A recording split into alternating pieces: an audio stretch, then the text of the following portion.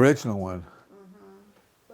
Or just to bring some diversity to administrative. Well, it was part of a lawsuit that was called the Brown versus somebody Board of Education, and so that's how Denver decided it was time to look at the student population, and basically follow the guidelines from the federal government that said you need to desegregate the schools because there was too much segregation. You had your black schools, you had your Chicano schools, and so on. So that was what that was all part of. And then in Denver specifically, the movement started because of what was happening in Denver public schools? No, it was happening all over the country. It was going on all over. The Corky was doing his thing in the Denver area. Cesar Chavez was doing his stuff in California. I mean, there were pockets of diversity training and all that all over the country. I just happened to be in that area at that time when it was going on. Because normally I just wanted to be a teacher. I got my degree to teach science, and I was going to be a science teacher until all of a sudden I got a call from the Denver Public Schools personnel office saying, we've got a special program that we're involved in the University of Wisconsin. We'd like to have you participate, but you'd have to take some tests and so on to qualify. And so I did, and that's how I got involved in it. Were there not very many Hispanic school teachers? No, not all. There were some. I mean, yeah, they were doing an active recruiting job of trying to get more, but I don't remember what kind of numbers we were looking at, but they tried to wherever they could. Most of the teachers in the Denver public schools were white, and so they even the Chicano schools had white teachers, and the black schools had white teachers because there weren't a lot of there was not much diversity in the teaching corps at that time, but they were doing recruiting, and I was just going to school, graduated from the University of Denver, got my degree in teaching, and right away the Denver Public Schools was at the University of Denver recruiting teachers, and so that's how I got recruited to teach in Denver. In fact, your mother got recruited out of the University of Oklahoma to come to the Denver Public Schools. They needed a lot more white ladies. Well, I guess. I don't know how that all happened, but she's got her way of describing the situation. So I've never heard that story. Yeah. I never understood. Well, if you're going to interview her, you ought to hear that story. Whose story? Your story about the guy recruiting you to come to Denver to teach.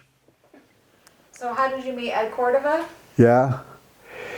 Well, Ed was let's see what. Ed was an administrator. He was one of the administrators. So that's how I got to know him. When I went there as an intern, I already knew him because I had been teaching, at Rishel Junior High, and so and I was part of the.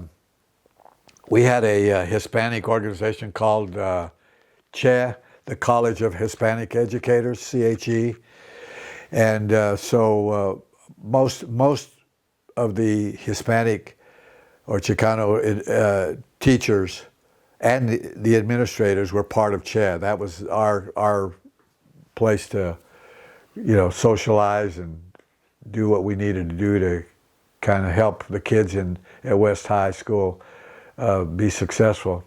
But so that's where I met Ed Cordova. He was in CHE. CHE was just at West? No, it was in all the schools. With CHE, the teachers that were part of CHE were at North High School, Manual,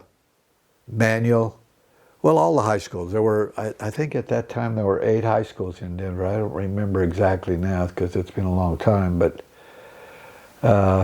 they came from all the schools. They were, and we'd have monthly meetings. conferences, stuff like that to promote Chicano culture. This was in the 60s? This would have been in the, 60s. Do you know who started that? Started Che or the Corky. I think it came primarily from Corky Gonzalez's group. He was the I